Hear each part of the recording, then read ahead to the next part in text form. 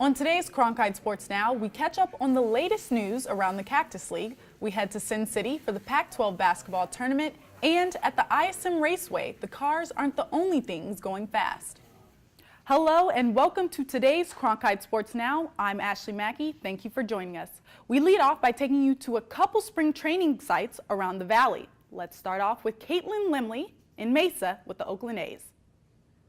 While the rest of the teams in the Cactus League have another week of spring training games ahead of them, the Oakland A's are already packed and ready to leave.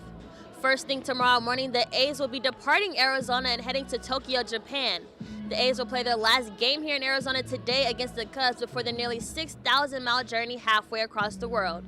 The A's will be opening up the 2019 MLB regular season in Japan with the Tungei series against the Seattle Mariners a week from today. However, before that, they will have a pair of exhibition games against a professional Japanese baseball team, the Nippoham Fighters. Now let's head over to Grace with her coverage on the Royals. Big news here in Surprise. Catcher Martin Maldonado arrived for training camp earlier this week for the Royals. He signed a one-year deal following catcher Salvador Perez Tommy John surgery. Manager Ned Yost said that good teams require depth, and Maldonado will give them the catching depth that they need. The Royals also announced that their starting day pitcher will be right-hander Brad Keller.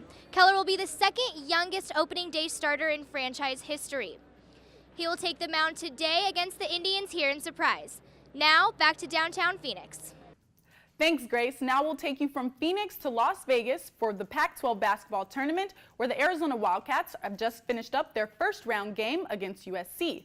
Our own Richard Girafo is standing by at T-Mobile Arena with the latest. Rich?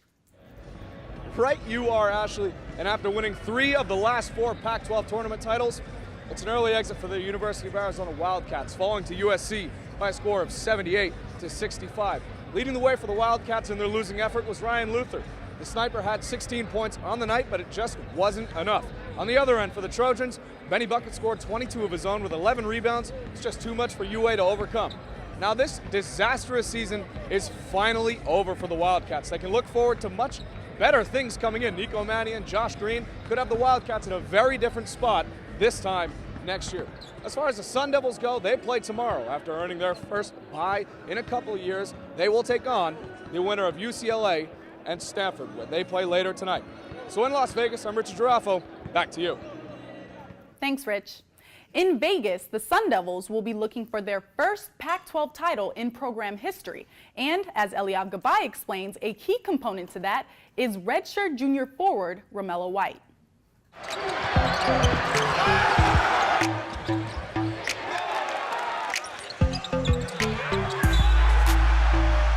I'm going to be able to do everything. Though Arizona State men's basketball has gone through ebbs and flows, one thing is clear. Romello White is on a new level this season. This year, he's more taking what the defense gives him. He has various counters, and he's good with his little up and under.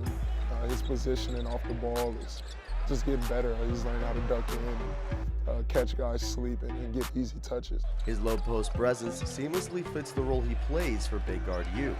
The Sun Devils are 9-3 thus far when he scores 10 or more points, and they'll need him at the top of his game with postseason basketball around the corner.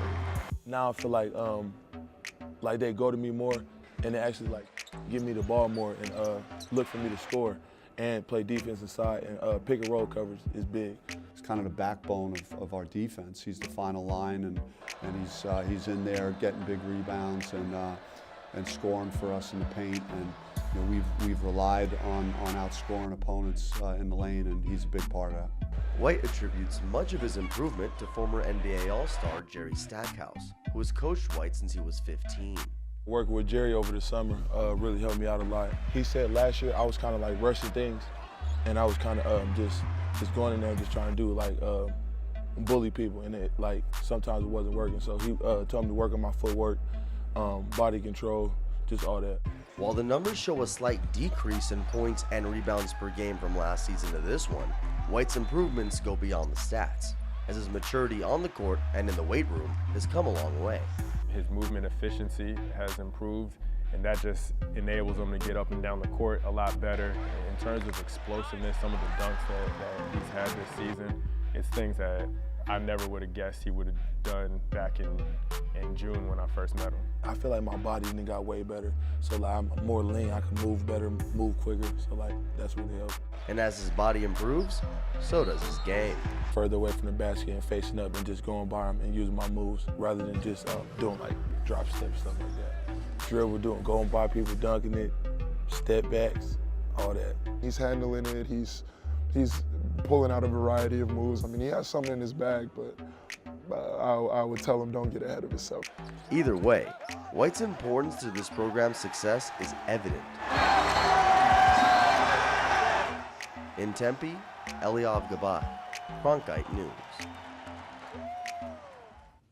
The Sun Devils are hoping White's hustle and energy will help lead them to a deep postseason run. Now, changing gears, cars weren't the only things going fast at ISM Raceway, as I found out last Sunday in Avondale, where I caught up with the man who calls himself the Speed Painter. In NASCAR, car speeds can exceed 200 miles per hour. Here at ISM Raceway, an entire painting can be completed in 40 minutes. He calls himself the Speed Painter.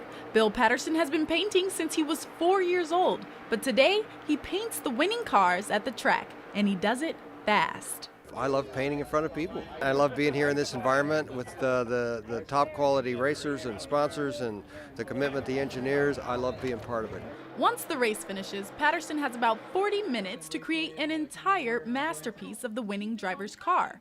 Then, after celebrating, signing autographs, and taking photos, the driver walks over to a finished work of art and signs it. And that's just what winner of the Ticket Guardian 500, Kyle Busch, did. It's pretty cool how fast he can do that up and get it done, and the amount of detail and flow that it has, and the neatness that it looks too. Busch says this is a tradition unique to the ISM Raceway. There's not another track that does that. You've got the grandfather clock at Martinsville, you've got the guitars in Nashville, and other racetracks that have other things. It's certainly pretty cool and stays right here in Phoenix. Well, he commemorates the moment, and when we're running races that we have here, those finishes are what everybody remembers. People have learned to look for Bill, see what he does, and again, his work is just unbelievable. Patterson has been the resident artist here at this track for over 15 years now. Now fans come out to see him as much as they come out here to see the race. Bob Ross painted happy clouds. This man paints NASCAR, which makes everybody happy. And that's what it's about for Patterson as well, making people feel an emotion. The perfect compliment is when somebody says, "Oh my God, I can hear that thing coming at me." That's what I know. I've hit my mark. All of Patterson's winning car paintings hang in the racetrack's headquarters office. In Avondale, Ashley Mackey, Cronkite News. You can catch Patterson in Victory Lane for NASCAR and IndyCar races. That's going to do it for today's episode of Cronkite Sports Now. For top Arizona sports stories, be sure to visit the Cronkite Sports section on arizonasports.com. And for top Arizona news stories, be sure to tune in at 5 o'clock tonight for our nightly newscast on Arizona PBS.